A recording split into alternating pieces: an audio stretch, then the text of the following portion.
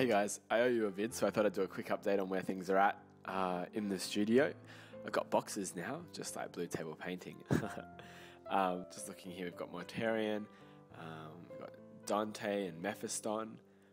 Over here we've got Asjarra Vect from Manius, and we've got the Corn Lord on Juggernaut for Gary. And over there you can see my sister's box. That's the troop box there and the tank box.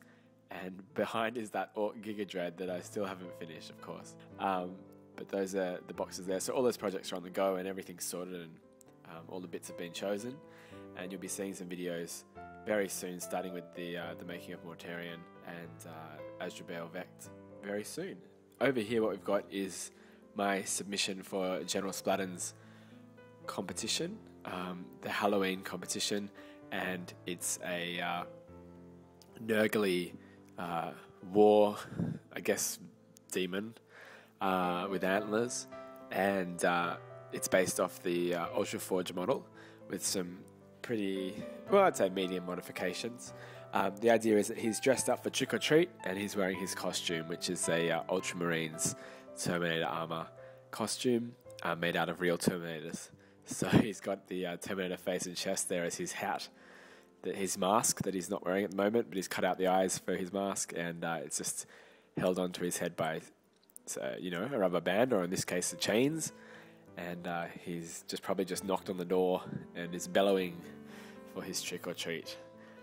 Check out his wrists there. He's wearing some Terminator greaves that are literally tied to his wrists by the arms of the Terminators. So get that painted up over the next couple of weeks and have it ready for the end of October.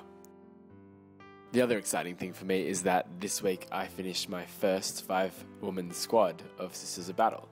It's the Sisters Repentia squad. Well, I haven't really finished them, have I? Oh god. Well, look, I'll tell you about them anyway. So I imagine that, because order is broken down for this command, the different units are sort of reclaiming whatever self-respect they can, or just, in this case, this elite squad of Repentia have taken on a unit of Tau scouts, and having wiped them off the map, have then harvested their armor and are now wearing Tau chest pieces as souvenirs.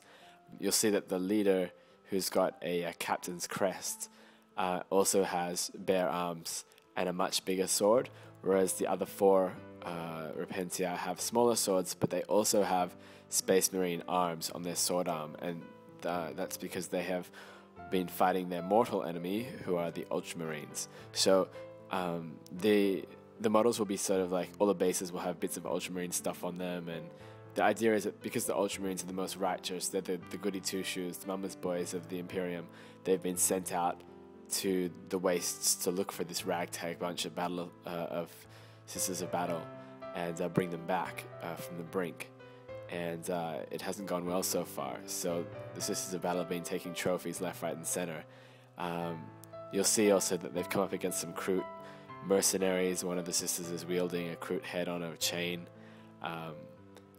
I'll add some extra, bits of cloth and chain and stuff and details and fleur-de-lis to these guys. But I just wanted to share them because it's exciting to have an actual squad together. So, the last thing I wanted to show you is Saint Celestine, the living saint, and I've gone for something completely different to the GW model, and probably different to what would have been expected from me, because the GW model is quite dynamic. She is a flying archangel with wings and cloth and a cape and all of these little extras, whereas what I've done is I made her quite static, perched like a knight atop this ruined statue of a cherub that's holding a harp, but the harp is going to be painted to look like an Ultramarines U. So this was an Ultramarine statue that she's blown the head off and landed on the top of, and she's just sort of crowning there, just looking out over the landscape in prayer, and holding her sword, which I've converted to be a double halberd, like a dual-wield halberd, kind of like Darth Maul or something. And she's got her head resting against that and her hair flowing in the wind.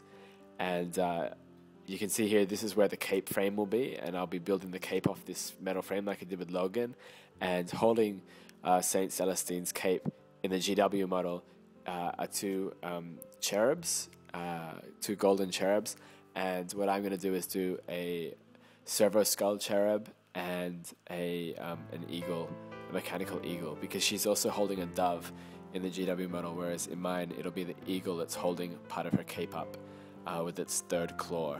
And the servo skull cherub there, as you can see, is a kitbash of a grot with its knees cut away and like its legs shortened and its feet sort of attached to its body, with little bits of wire and the servo skull head and some dark angel wings and bits and pieces. So that should paint up pretty cool.